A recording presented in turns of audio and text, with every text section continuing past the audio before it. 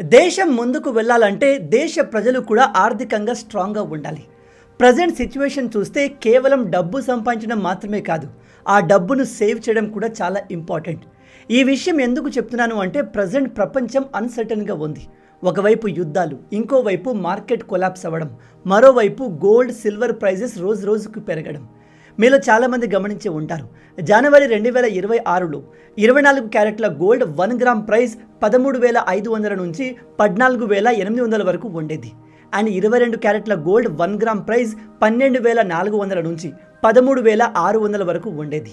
అదే ఇప్పుడు మే 2026లో చూస్తే 24 క్యారెట్ గోల్డ్ యొక్క 1 గ్రామ్ ప్రైస్ 15,200 నుంచి 16,200 వరకు ఉంది.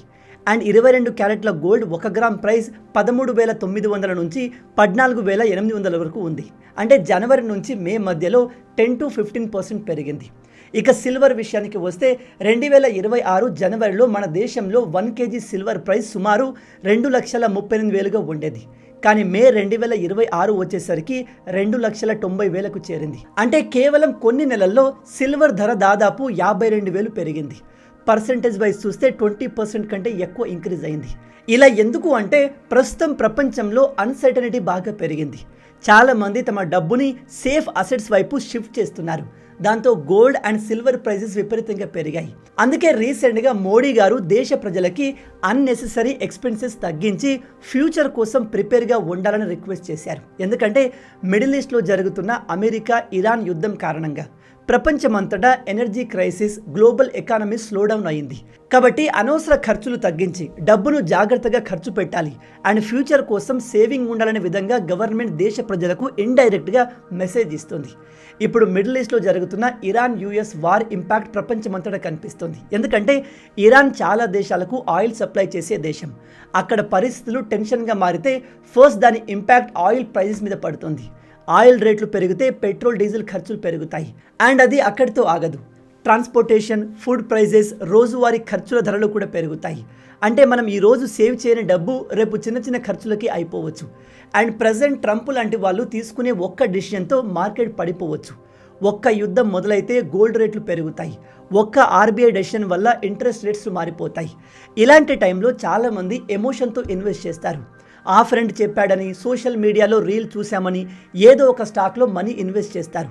కానీ షార్ట్ టర్మ్ గోల్స్ కోసం ఇలా రిస్క్ తీసుకోవడం చాలా డేంజరస్. ఫర్ ఎగ్జాంపుల్, మీరు ఇంకో 1 year లేదా 2 yearsలో కారు కొనాలనుకుంటున్నారు అనుకోండి, లేదా ఇంట్లో పెళ్లి ఖర్చులు లేదా ఫ్యామిలీ ట్రిప్ ప్లాన్ చేస్తున్నారు అనుకోండి. ఒకవేళ ఇలాంటి టైంలోనే మార్కెట్ పడిపోతే మీ గోల్ మొత్తం డిస్టర్బ్ అయిపోతుంది కదా. అండ్ ఇక్కడ ఇంకో పెద్ద సమస్య ఏంటంటే చాలామంది సేవింగ్ చేయాలనుకుంటారు, కానీ వాళ్ళకు డిసిప్లిన్ అస్సలు ఉండదు. ఈ నెల సేవ్ చేస్తారు, నెక్స్ట్ మంత్ మర్చిపోతారు. ఆ తర్వాత నెలలో షాపింగ్ చేసి మనీ మొత్తం ఖర్చు చేస్తారు. చివరికి ఏం జరుగుతుందంటే 5 సంవత్సరాలు పనిచేసినా కూడా బ్యాంక్ బ్యాలెన్స్ మాత్రం ఆల్మోస్ట్ 0 ఉంటుంది. అందుకే ఇప్పుడు చాలామంది ఫైనాన్షియల్ ఎక్స్పర్ట్ చెప్పేది ఏమిటంటే ముందు పెద్ద రిటర్న్స్ గురించి ఆలోచించకండి, కన్సిస్టెంట్ సేవింగ్ హ్యాబిట్ బిల్డ్ చేసుకోండి. ఎందుకంటే ఫ్యూచర్లో మనల్ని కాపాడేది వైరల్ రీల్స్ కాదు, ఎమర్జెన్సీ ఫండ్స్. ఇప్పుడు మీలో కొంతమందికి మార్కెట్ అన్సర్టన్గా ఉన్నప్పుడు షార్ట్ టర్మ్ గోల్స్ కోసం అండ్ ఎమర్జెన్సీ ఫండ్ బిల్డ్ చేయడానికి కామన్ పీపుల్ ఏం చేయాలనే డౌట్ రావచ్చు. అలాంటి వారికి రికరింగ్ డిపాజిట్, ఆర్డీ ఒక మంచి ఆప్షన్. ఇక్కడ ఆర్డీ అంటే ప్రతి నెల ఒక ఫిక్స్డ్ అమౌంట్ని డిపాజిట్ చేస్తారు. అది 1000 కావచ్చు, 3000 కావచ్చు, 5000 కావచ్చు. మీ కెపాసిటీని బట్టి మీరు ఒక ఫిక్స్డ్ అమౌంట్ డిపాజిట్ చేస్తారు. ఆ డబ్బుపై మీకు ఫిక్స్డ్ ఇంట్రెస్ట్ రేట్ వస్తుంది. టెన్యూర్ పూర్తయ్యాక మీ ప్రిన్సిపల్ అండ్ ఇంట్రెస్ట్ తిరిగి వచ్చేస్తాయి. అంటే మార్కెట్ పడిపోయినా మీ సేవింగ్ ప్లాన్ డిస్టర్బ్ అవ్వదు. ఇదే ఆర్డీలో ఉన్న బిగ్గెస్ట్ అడ్వాంటేజ్. మార్కెట్పై ఆధారపడే ఇన్వెస్ట్మెంట్లా కాకుండా ఆర్డీలో రిటర్న్ ముందే ఫిక్స్డ్గా ఉంటాయి.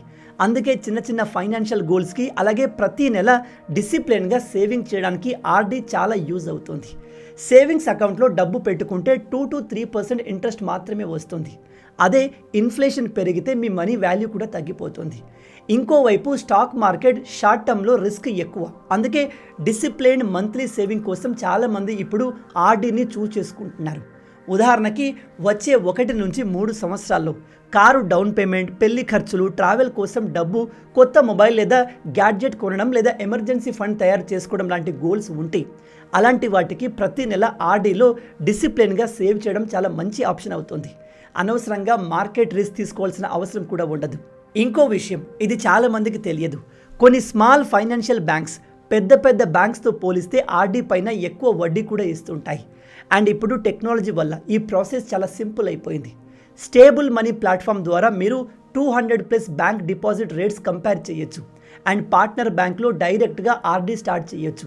అయితే ఈ స్టేబుల్ మనీ బ్యాంక్ కాదు, ఇది యూజర్స్ని బ్యాంక్తో కనెక్ట్ చేసే ఒక ప్లాట్ఫామ్ మాత్రమే. ఇందులో 1000 రూపీస్ నుంచి ఆర్డీ స్టార్ట్ చేసే ఆప్షన్ ఉంది. అంటే శాలరీ ఎంత చిన్నదైనా సేవింగ్ హ్యాబిట్ని స్టార్ట్ చేయవచ్చు. ఇక్కడ ఇంకో ఇంట్రెస్టింగ్ విషయం ఏమిటంటే మీరు పెట్టే డబ్బు డైరెక్ట్గా బ్యాంక్లోకి వెళ్తుంది. కన్ఫర్మేషన్ కూడా బ్యాంక్ నుంచి SMS లేదా ఈమెయిల్ ద్వారా వస్తుంది. అంటే ఈ ప్లాట్ఫామ్ మధ్యలో డబ్బు హోల్డ్ చేయదు. ఇంట్రెస్ట్ రేట్లు కూడా మీకు డైరెక్ట్గా బ్యాంక్లో ఆర్డీ చేసినట్టే ఉంటాయి. అయితే రేట్లు టైంకు తగ్గట్టు మారొచ్చు. అలాగే ఒకే యాప్లో మీరు మల్టిపుల్ డిపాజిట్స్ అన్నిటినీ ట్రాక్ చేసుకోవచ్చు. ఇంకో విషయం, మీరు డబ్బు పెట్టే ప్రతి బ్యాంకు VKYC చేయడం తప్పనిసరి. ఇంకా ఇందులో మరొక యూస్ఫుల్ ఫీచర్ కూడా ఉంది, అదే టాప్ అప్ ఆర్డీ ఫీచర్. ఉదాహరణకి మీరు ప్రతి నెల 10,000 రూపాయలతో 5 సంవత్సరాలు ఆర్డీ స్టార్ట్ చేశారు అనుకుందాం. ఆ సమయంలో బ్యాంక్ ఆర్డీపై 8% వడ్డీ ఇస్తుంది. అంటే మీరు ప్రతి నెల 10,000 చొప్పున డిపాజిట్ చేస్తూ వెళ్తారు. 6 నెలల తర్వాత మీకు బోనస్గా 50,000 వచ్చిందనుకోండి. కానీ అప్పటికే మార్కెట్లో కొత్త ఆర్డీపై వడ్డీ రేట్లు 7.5%కి తగ్గిపోయాయి. అప్పుడు మీకు 2 ఆప్షన్స్ ఉంటాయి. నెంబర్ 1, కొత్తగా 50,000 రూపాయలతో మరో ఆర్డీ ఓపెన్ చేయడం, కానీ దానికి కేవలం 7.5% మాత్రమే వడ్డీ వస్తుంది. 2, లేదా ఇప్పటికే 8% వడ్డీతో వస్తున్న మీ పాత ఆర్డీలోనే ఈ 50,000ని టాప్అప్ చేయడం. ఇక్కడే అసలు బెనిఫిట్ ఉంటుంది. ఫర్ ఎగ్జాంపుల్, మీ మొదటి ఆర్డీ 10,000 రూపాయలకి నెలకి 8% వడ్డీ ఉంది. 6 నెలల తర్వాత టాప్అప్ 50,000 చేశారు. మార్కెట్లో అప్పటికే కొత్త ఆర్డీ రేటు 7.5%గా ఉంది. కానీ మీరు టాప్అప్ చేస్తే ఆ 50,000 రూపీస్కి కూడా 8% వడ్డీయే కొనసాగుతుంది. అంటే మార్కెట్లో వడ్డీ రేటు తగ్గిపోయినా కూడా మీ అదనపు డబ్బు పాత హయ్యర్ రేట్తోనే గ్రో అవుతుంది. ఇంకా ఈ ఫ్యూచర్లో మీరు తర్వాత కూడా అడిషనల్గా మనీ యాడ్ చేయొచ్చు. సాధారణంగా మీ నెలవారీ ఆర్డీ అమౌంట్కి 10 టైమ్స్ వరకు టాప్అప్ చేసే అవకాశం ఉంటుంది. అంటే మీరు నెలకు 10,000 ఆర్డీ చేస్తే మ్యాక్సిమం 1,00,000 వరకు అడిషనల్గా టాప్అప్ చేయవచ్చు. ఇది ముఖ్యంగా ఇంట్రెస్ట్ రేట్ తగ్గుతున్న సమయంలో చాలా యూస్ఫుల్గా ఉంటుంది.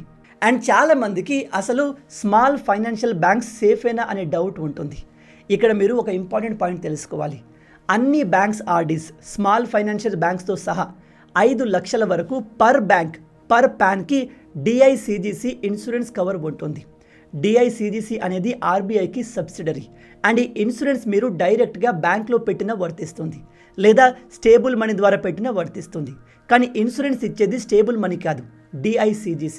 అండ్ ఈ స్టేబుల్ మనీకి 50 lakhs కంటే ఎక్కువ మంది యూజర్స్ ఉన్నారు. కాబట్టి ఇంకెందుకు ఆలస్యం, దీనికి సంబంధించిన లింక్ డిస్క్రిప్షన్ అండ్ కామెంట్లో పిన్ చేశాను. అన్ని విషయాలు తెలుసుకొని మీ ఇన్వెస్ట్మెంట్ జర్నీని వెంటనే స్టార్ట్ చేయండి. గైస్, ఒకసారి మీ చుట్టూ జరుగుతున్న పరిస్థితులను గమనించండి. కొన్ని నెలల్లోనే గోల్డ్ సిల్వర్ ధరలు ఎంతగా పెరిగాయో మనం చూసాము. మిడిల్ ఈస్ట్ టెన్షన్ వల్ల ఆయిల్ ప్రైజెస్ ఎనీ టైం పెరిగే పరిస్థితి కనిపిస్తుంది. ఒక డెసిషన్తో మార్కెట్ పడిపోతుంది, మరో డెసిషన్తో రోజువారీ ఖర్చులు పెరిగిపోతాయి. అంటే ప్రపంచం ఎంత ఫాస్ట్గా మారిపోతుందో మనం లైవ్లో చూస్తున్నాం. ఇలాంటి టైంలో చాలామంది ఒక పెద్ద మిస్టేక్ చేస్తారు. ఇప్పుడేమవుతుందిలే అనుకుంటూ సేవింగ్స్ని పోస్ట్పోన్ చేస్తారు. కానీ రియాలిటీ ఏంటంటే ఫ్యూచర్ ప్రాబ్లమ్స్ వచ్చాక ప్రిపేర్ అవ్వడం కంటే సిచ్యువేషన్ కామ్గా ఉన్నప్పుడే ప్రిపేర్ అవ్వడం చాలా ఇంపార్టెంట్. ఎందుకంటే ఫైనాన్షియల్ ప్రెజర్ అనేది సడన్గా వస్తుంది, కానీ దానికి ప్రొటెక్షన్ మాత్రం స్లోగా బిల్డ్ చేయాలి. ఈరోజు పెట్రోల్ ధరలు పెరిగితే ట్రాన్స్పోర్టేషన్ ఖర్చులు పెరుగుతాయి. ట్రాన్స్పోర్టేషన్ ఖర్చులు పెరిగితే ఫుడ్ ప్రైజెస్ పెరుగుతాయి. ఫుడ్ ప్రైజెస్ పెరిగితే మంత్లీ బడ్జెట్ డిస్టర్బ్ అవుతుంది. అంటే ఒక గ్లోబల్ ఇష్యూ చివరికి common middle class family pocket మీదే ఇంపాక్ట్ చూపిస్తుంది. అందుకే ఇప్పుడు ఎర్నింగ్ మాత్రమే కాదు, స్మార్ట్ సేవింగ్ కూడా ఈక్వల్లీ ఇంపార్టెంట్. చాలామంది ఫ్యూచర్ సెక్యూర్ చేయడానికి బిగ్ రిటర్న్ వెనుక పరిగెడతారు. కానీ నిజానికి డిఫికల్ట్ టైమ్స్లో మనకు ఫస్ట్ సపోర్ట్ ఇచ్చేది డిసిప్లైన్ సేవింగే. ఎందుకంటే అన్సర్టన్ ప్రపంచంలో పర్ఫెక్ట్ టైమింగ్ ఎవరికీ తెలియదు. కానీ కన్సిస్టెంట్ సేవింగ్ హ్యాబిట్ మాత్రం ప్రతి ఫ్యామిలీకి ఒక ప్రొటెక్షన్లా పనిచేస్తుంది. అందుకే అన్నెసెసరీ ఎక్స్పెన్సెస్ తగ్గించుకొని చిన్న అమౌంట్ అయినా సరే కన్సిస్టెంట్గా సేవ్ చేయడం స్టార్ట్ చేయండి. ఎందుకంటే ఫ్యూచర్లో మనకు కాన్ఫిడెన్స్ ఇచ్చేది శాలరీ కాదు, మనం బిల్డ్ చేసుకున్న ఫైనాన్షియల్ బ్యాకప్. అలాంటి డిసిప్లైన్డ్ మంత్లీ సేవింగ్ కోసం స్టేబుల్ మనీ లాంటి ప్లాట్ఫామ్ యూస్ఫుల్ అవుతాయి. Different bank RD rates compare చేసి మీకు సూటబుల్ అయిన ఆప్షన్ చూస్ చేసుకోవచ్చు. లింక్ డిస్క్రిప్షన్ అండ్ కమెంట్లో పిన్ చేశాను. అన్ని డీటెయిల్స్ తెలుసుకొని మీ సేవింగ్ జర్నీని వెంటనే స్టార్ట్ చేయండి. All the best.